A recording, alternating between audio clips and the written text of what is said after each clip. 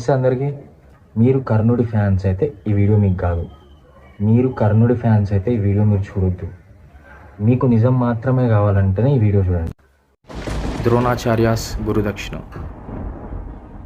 మనకి ఏ సినిమాల్లో ఏ సీరియల్లో కూడా చూపించలేదు. కర్ణుడికి గురువు కూడా ద్రోణాచార్యుడే అని. ఇది నిజం. ద్రోణాచార్యుడే కర్ణుడికి విద్య నేర్పిస్తాడు. ఒకరోజు విద్య అంతా పూర్తయిపోయిన తర్వాత, అంటే విద్యాభ్యాసం కంప్లీట్ అయిపోయిన తర్వాత, ద్రోణాచార్యుడు తన శిష్యులకి గురుదక్షిణ కోరుతాడు. ఆ గురుదక్షిణలో ఆయన గురుదక్షిణగా కోరింది ద్రుపదుడిని తన కాళ్ళ ముందు తెచ్చి పడేయమంటాడు. ద్రుపదుడు పాంచాల నగరానికి రాజు. ద్రుపదుడు ద్రోణుణ్ణి ఒక సందర్భంలో అవమానిస్తాడు. ఆ అవమానానికి ప్రతీకారంగానే ద్రౌపదుడిని ఓడించి నా కాళ్ళ ముందు పడేయండి అని కోరుతాడు గురుదక్షిణగా. మేము తీసుకొస్తాం అని కౌరవపుత్రులు మొత్తం బయలుదేరుతారు. వాళ్ళతో పాటు కర్ణుడు కూడా బయలుదేరుతాడు ద్రుపదుడిని ఓడించి ద్రోణాచార్యుడి కాళ్ళ ముందు పడేయడానికి.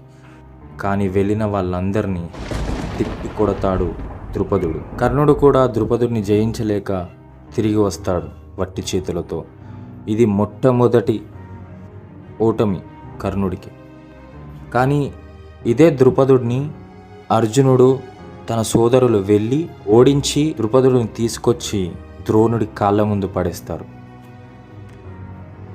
లైట్ విత్ పరశురాముడితో అబద్ధం. ఒకరోజు కర్ణుడు ద్రోణాచార్యుడి వద్దకు వచ్చి, ద్రోణాచార్య, నాకు బ్రహ్మాస్త్ర విద్యను నేర్పండి అని అడుగుతాడు. దానికి జవాబుగా ద్రోణాచార్యుడు, ఇది బ్రహ్మచారులైన బ్రాహ్మణులు లేదా తపస్సు చేసే క్షత్రియులు పొందే విద్య, ఎవరు పడితే వాళ్ళు దీన్ని పొందలేరు అని అంటాడు. ద్రోణాచార్యుడి మాట చెప్పడానికి కూడా రీజన్ ఏంది అంటే, ఇది కర్ణుడు కేవలం అర్జునుడి మీద ప్రయోగించడానికి, అర్జునుడిని గెలవడానికి మాత్రమే విద్యని అడుగుతున్నాడు అని గమనించి ఇట్లా నో చెప్తాడు. దీనికి కర్ణుడు ఈ విద్య నేను ఎట్లాగైనా నేర్చుకోవాలి అని ఒక ఆలోచనతో పరశురాముడి దగ్గరికి వెళ్ళి, నేను ఒక బ్రాహ్మణుని, నాకు యుద్ధ విద్య నేర్చుకోవాలనిపిస్తుంది అని పరశురాముడి దగ్గర వెళ్ళి ఈ విద్యను నేర్చుకుంటాడు. కానీ ఒకరోజు పరశురాముడు కర్ణుడు తన దగ్గర అబద్ధం చెప్పి విద్య నేర్చుకున్నాడని తెలుసుకొని మోసం చేసి నేర్చుకున్న విద్య నీకు అవసరమైనప్పుడు పనికిరాదు అని శపిస్తాడు. ఇది మీకు అందరికీ తెలిసే ఉంటుంది. అలా అబద్ధం చెప్పి నేర్చుకున్న విద్య తనకు ఉపయోగపడకుండా పోతుంది. శాపగ్రస్తుడవుతాడు కర్ణుడు. ద్రౌపది స్వయంవరం. ద్రౌపది స్వయంవరంలో ఒక మత్స్య యంత్రాన్ని పోటీగా పెడతారు. ఆ పోటీకి హాజరైన క్షత్రియులందరూ ప్రయత్నించి దాన్ని సాధించలేక ఓడిపోతారు. అప్పుడు ఒక బ్రాహ్మణ వేషంలో ఉన్న అర్జునుడు ధనుస్సును ఎక్కిపెట్టి బాణాన్ని వదిలి ఆ మత్స్య యంత్రాన్ని ఛేదిస్తాడు. అక్కడ ఉన్న క్షత్రియులందరికీ తల తీసేసినట్టయింది. అందులో దుర్యోధనుడు, కర్ణుడు వీళ్ళందరూ కూడా ఉన్నారు. మా శత్రువుల వల్ల కాంతి ఒక బ్రాహ్మణుని వల్ల ఎలా అయ్యింది అని వీళ్ళకు తల తీసేసినట్టయితే, ఈ ద్రుపదుడు ఏం చేస్తున్నాడు, మన క్షత్రియులందరినీ స్వయంవరంకి పిలిచి ఒక బ్రాహ్మణుడు ఆ మత్స్యంత్రాన్ని కొట్టినంత మాత్రాన వాడికి ఆయన కూతురుని అప్పజెప్పి పంపిస్తే మనమందరం చూడ్డానికి వచ్చిన ప్రేక్షకులమా, ఈ ద్రుపదుడి మీద యుద్ధం ప్రకటిద్దాం పదండి అని అందరి క్షత్రియులందరినీ కలుపుకున్నాడు అనమాట. అంటే సింపుల్గా ఓర్వలేనితనం, మన వల్ల గాంధీ ఎవడో బయట నుంచి వచ్చి కొట్టుకొని వెళ్ళిపోతున్నాడు అని. అందుకే యుద్ధం ప్రకటిస్తాడు. ద్రుపదుడు వచ్చి బ్రాహ్మణుల వెనక దాచుకుంటాడు. ఎందుకంటే సభలో ఉన్న క్షత్రువులందరూ ఒకటైపోయారు, ద్రుపదుడిని ఒక్కడినొక్కడు చేశారు. ద్రుపదుడి మీద అటాక్కి వెళ్తున్నారు కాబట్టి ఇంకా దిక్కు లేక ద్రుపదుడు బ్రాహ్మణుల వెనకల దాచుకుంటాడు. ఆ బ్రాహ్మణులు ఎవరు? మన పాండవులే. అది ఎవరికి తెలియదు అప్పటి వరకు. ఈ బ్రాహ్మణుల మీదకి యుద్ధానికి వెళ్తారు ఈ క్షత్రియులందరూ. ఈ క్షత్రియులందరినీ తిప్పి కొడతాడు అర్జునుడు. అందులో కర్ణుడు, దుర్యోధనుడు కూడా ఉంటారు. చివరికి కర్ణుడు కూడా ఓడిపోతాడు. అర్జునుడు ఒక్కడే వాళ్ళందరినీ ఓడిస్తాడు. ద్రౌపది వస్త్రాహరణ. ద మోస్ట్ అన్బేరబుల్ సిచ్యువేషన్ జరిగిన ఘట్టం ఇదే మహాభారత్లో. అంతమంది ముందు ఇంత అన్యాయం జరగడానికి కారణం కర్ణుడే. జూదం ఆడింది, జూదం ఆడాలన్న ఆలోచన శకునిది, దుర్యోధనుడే. కానీ ద్రౌపదిని వివస్త్రాన్ని చేయాలనే ఆలోచన మాత్రం కర్ణుడిదే. ద్రౌపదిని ఒక వేశ్య అని, దాని బట్టలు ఊడదీయండి అని ఆ సలహా దుర్యోధనుడికి ఇచ్చింది కర్ణుడే. 5 భర్తలు నేను కాపాడుకోలేకపోయారు, నా దుర్యోధనుని 6వ భర్తగా పొందు అని నోటికొచ్చినట్టు మాట్లాడతాడు. కర్ణుడే. గంధర్వ వార్ విత్ చిత్రసేన. అరణ్యవాసంలో ఉన్న పాండవులను చూసి నవ్వుకుందామని దుర్యోధనుడు తన సేనను తీసుకొని కర్ణుడితో పాటు ఆ వనంలోకి వెళ్తారు. అక్కడున్న చిత్రసేన అనే గంధర్వుని అవమానిస్తాడు దుర్యోధనుడు. దానికి గంధర్వులు మొత్తం ఈ కౌరవుల మీద యుద్ధం ప్రకటించి యుద్ధం చేస్తారు. ఈ యుద్ధంలో కౌరవులతో పాటు కర్ణుడు కూడా ఓడిపోతాడు. ఓడిపోయి వేరే రథం ఎక్కి పారిపోతాడు. దుర్యోధనుని ఒక్కడిని అక్కడ వదిలేసి దుర్యోధనుని బందీని చేసి పెట్టుకుంటారు గంధర్వులు. ఇదే గంధర్వుల మీదకి అర్జునుడు భీముడు వెళ్ళి అదే గంధర్వులతో యుద్ధం చేసి గెలిచి దుర్యోధనుని విడిపించుకొని తీసుకుని వస్తారు. విరాట యుద్ధం. అరణ్యవాసం అయిపోయిన పాండవులు అజ్ఞాతవాసంలో విరాట రాజ్యంలో ఉంటారు.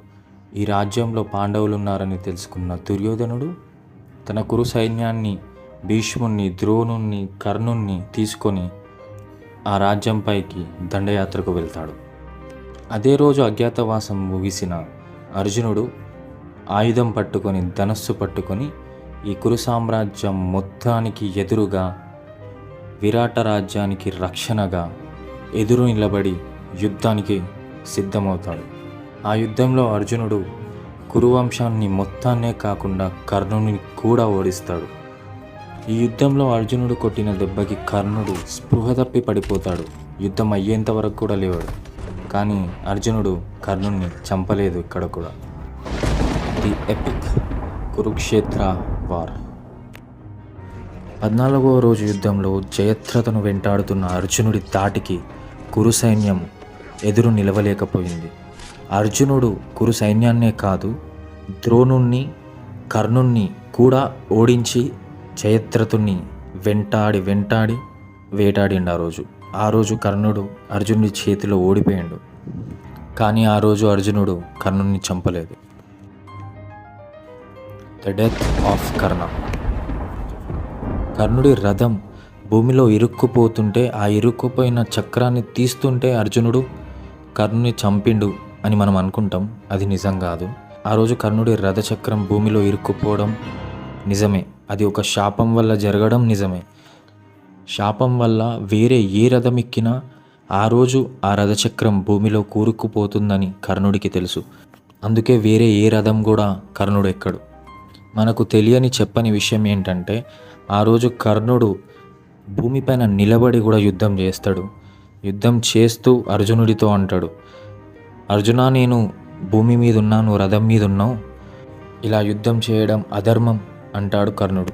కృష్ణుడు సమాధానం ఇస్తూ ఇలా అంటాడు, నువ్వు అధర్మం గురించి మాట్లాడుతున్నావా?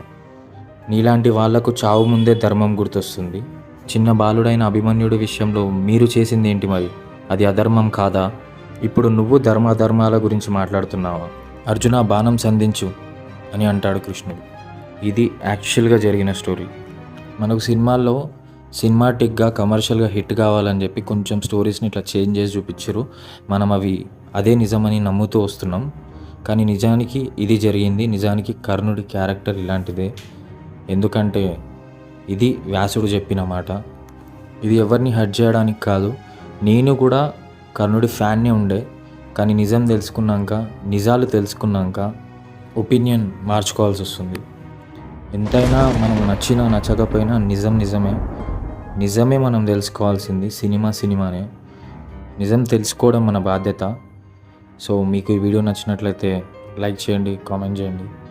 ఇలాంటి వీడియోస్ ఇంకా కావాలనుకుంటే ఛానల్ని సబ్స్క్రైబ్ చేసుకోండి. Thank you so much for watching.